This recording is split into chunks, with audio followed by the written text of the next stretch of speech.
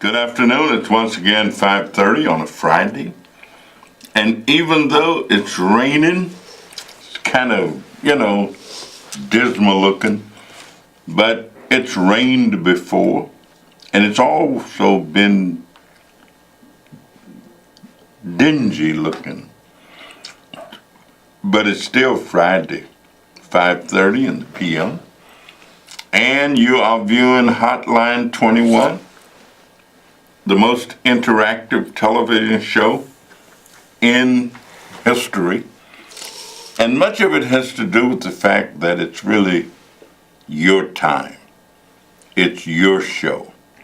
You can give us a call at 312-738-1060 and voice your opinion, voice your choice. Talk about anything that you want to talk about, and goodness knows there's a great deal to talk about. This has been a pretty interesting week for us. We actually left the House of Representatives on a high note today because we left with passage of a big bill to try and deal with the whole question of the opioid crisis. In terms of the numbers of individuals and the people who are addicted to habit-forming drugs, many people who don't seem to be as bad off as others, oftentimes need something in order to wake them up in the morning. Some people need something to put them to sleep at night. And many of the traditional things just aren't working these days for people. And, it's hard to figure out why. I remember being a kid growing up, and we'd learn little vignettes like, all I need to make me happy is two little boys to call me Pappy. One I would name Biscuit, and the other one I would name Gravy. Well, it had to do with satisfying the palate. But then things, could make you happy that were rather simple. The complexities of life and the complexity of society and the desire to feel good, safe and secure, all drive people to external sources to try and find what basically they need to find inside. So we hope that this money that's going to be created, generated, and used to try and help people overcome. And there are many people who think it's in the inner city. Yes, it's in the inner city. Some people think it's in nice suburban communities. It's in suburban communities. Some people think it's in rural America. Yes, it is in rural America. The reality is that it's everywhere, basically, that you look. There it is. And hopefully, these additional resources, I'm very proud of this bill because many of the concepts and ideas that I have been pushing and promoting are contained in the bill. Nobody can call it their bill because it really was Republicans and Democrats coming together to agree on an approach to trying to deal with the opioid crisis. And so although the bill came out of energy and commerce, some people would say that it's a health bill, and it is. It's also a social service bill. It's a human service bill. It's a child welfare bill. It's a bill that helps senior citizens. It's a bill that all of us pretty much can lay claim to. And that's something we cannot do on a lot of matters, but we were able to do it. And so I'm congratulating all of us who are members of Congress, especially the House of Representatives, where we did come together and pass this fantastic piece of legislation. Look for it, read about it in the newspapers, find out what it does, and I think you will appreciate it as well as I do. Let's go to the phone. I got a caller, and we'll see what our caller is talking about. Yeah, how you doing, Connie Davis? James, I am doing good. How are you? Okay. Now, you probably, okay, when you say about Republican and Democrat, you probably already know about this. Kavanaugh is in trouble. Like, I don't know what to say no more, Connie Davis. He in big trouble. And if these ladies want justice, like Tammy Duckworth and Nancy Pelosi, what he did, they want justice. Well, what make you think Kavanaugh is in trouble? Because this lady came, because they were showing it all day yesterday on the media, was showing him he was at the White House in trouble. But the lady was saying what he did. I don't know, Connie Davis. Hello? Yeah, I'm listening. I don't know. They said, because all of them want justice about what he did. I don't know if that's true or not. I don't know. But I guess it boils down to what we believe and whether or not the FBI now will corroborate some of the things that have been said. You know, I think he may be in a kind of trouble. Now, only the senators will vote for confirmation. Oh. Our two senators here in Illinois are both Democrats, and both of them are going to vote to oppose the nomination, I'm sure. I'm almost absolutely certain of that. But in many states across the nation, the senators are not Democrats. Sometimes you will have one Democrat, one Republican, and in other times you may have both senators being Republicans. And I think Senator Flake kind of stunned everybody today when he said that he would not vote for Brett Kavanaugh until the FBI have had a chance to investigate some of the allegations. And I think the Democrats feel that they got what they were hoping for because they got a delay. And I think we're going to see women organize all over the country during this week to demonstrate again that they do not want this gentleman to become a member of the Supreme Court. So we'll wait and see what happens. If I'm wrong on this, I apologize. I don't think you're wrong. I think you're right to stay engaged, stay involved, listen to what's going on, know what it's about, and I want to thank you for your call. Okay, take care and have a good evening. We'll go to our next caller. Yes, Caller, Congressman. are you there? Yes, I am. This is Steve, and it's a great day to be on God's green earth. And James, I hope you're still listening. You don't have to be ashamed or anything that you think of, partner. You are right, totally. I mean, there's only one right, but with a duck in office, he and make it 5 wrongs. So again, don't pay no attention to that. Listen, James, what's going on is this. The president now is going to limit the scope of investigation. He's going to limit the time of what they investigate. They're going to probably limit the time of what they need to know because the duck wants his other little quacklings in office. He wants this man in there. Let me tell you something. I've been around a long time. a long time, certain people you could look in them and you know that they are alcoholics. That man looked like an alcoholic.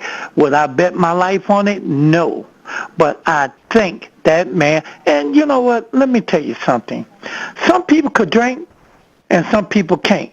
And he's one of those people cannot handle that alcohol if everything is being true, told what he have done. And that's the God's truth. And let me tell you one other thing. Congressman, I spread your name everywhere I could go and anyone that's listening. And I don't like to mention names and things of that nature. But there's a place on Washington that you have been involved with for many, many years. And again, that place used to be Skid Row around there.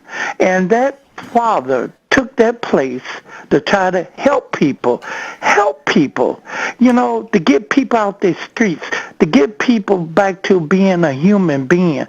Try to give a person a second chance in life. That is you. That is you, Congressman. You have always fought, and I'm going to mention the name, Haymarket. Haymarket, Father Mac. You doggone right. And everybody know that you have been, I remember when Oprah was trying to shut it down, and you stepped in. We know it's big business down there. We know it's a lot of money down there. But, Congressman, we thank God for you. You are the one that helped that place still stay there. And let me tell you something. That's why I always tell you, Congressman, one day God got something for you. Trust me, it's not now, but later. And then when that time do come, you remember me, Steve, the greatest third baseman you probably and you're going to enjoy this.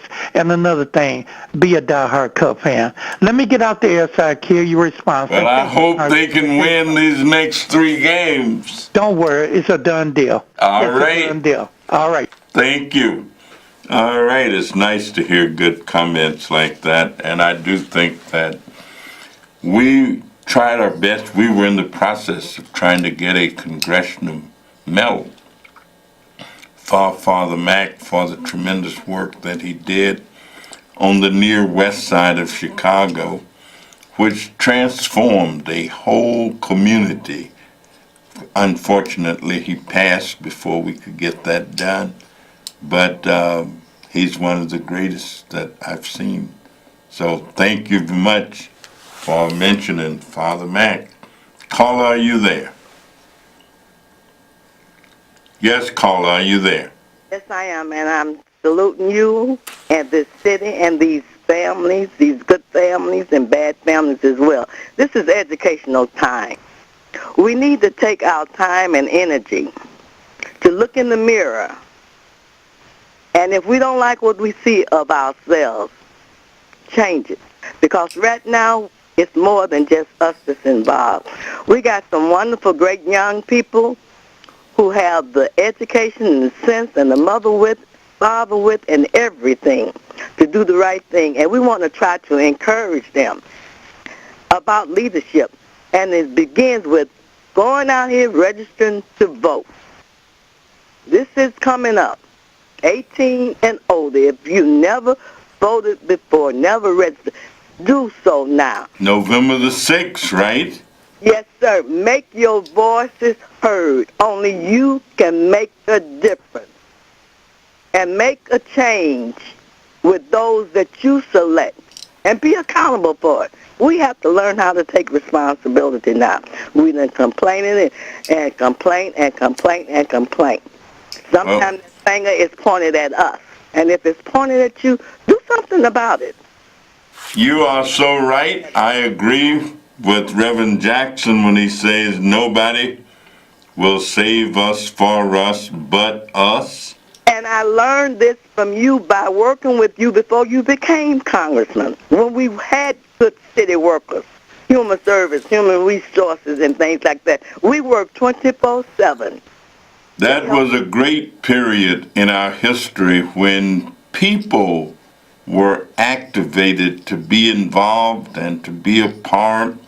Exactly. And all those great society programs that the Democrats, quite frankly, put on as a result of the pushing by Dr. Martin Luther King and the Civil Rights Movement. That was a great era, and anybody who wasn't old enough to live it, I would hope they would read about it. And taking my call. Thank you. To listen to you. God bless you. Bye Thank you. All right, and thinking of faith, there's going to be a funeral tomorrow that I'm going to try and attend. It's a celebration of life of Bishop T.A. Clark Jr. at the Freedom Baptist Church, which is out in Hillside. But I've had the good fortune to know Reverend T.A. Clark Sr., Reverend T.A. Clark Jr., and Reverend T.A. Clark III. So all three of those gentlemen have been a real part of the clergy. I am going tomorrow to a wedding because a friend of mine's daughter who works for the FBI, and we're all very proud of her, Miss Deidre Wilson, who's the daughter of Annetta Wilson, is getting married, and I hope to attend that wedding, and congratulations to her and her husband. Caller, are you there? Good evening, Brother Davis. How are you? I'm good. How are you? Man, I'm so proud to get on your program and talk to you. We met many, many years ago when I worked for Brother Harold Washington's campaign as a shorty handing out buttons. I re-met you when I was working for Willie Wilson's campaign, the first go-around, and one of your assistants helped us when I owned this store, $Many Plus on 71st and Stewart, try to get our LinkedIn straightened out. Yes, sir, over there by Chicago State University at that time. Yeah, not far from it. I was calling because we're working on a project. I was hoping to come sit down and meet you in your office. We got a program called the Black Underground Recycling. We're trying to open up a free 24-hour computer lab in Inglewood through recycling aluminum cans. And we need your help because we're trying to get the whole city of Chicago doing it. So eventually we can open up satellite offices on the west side and Pullman and other areas. We're going to feed 1,000 people every month for free through our street team, soup line, and delivery to senior citizens. And we were just hoping to come sit down and, with our kids and share it with you. Please call Josie on Monday at 773-533-7520 and let her know that we'd like to have an opportunity to do that. We look forward to it. Please keep doing what you're doing, man. You're one of these guys that's out here that really talk it, walk it, and make it happen. Don't stop doing what you're doing, big brother.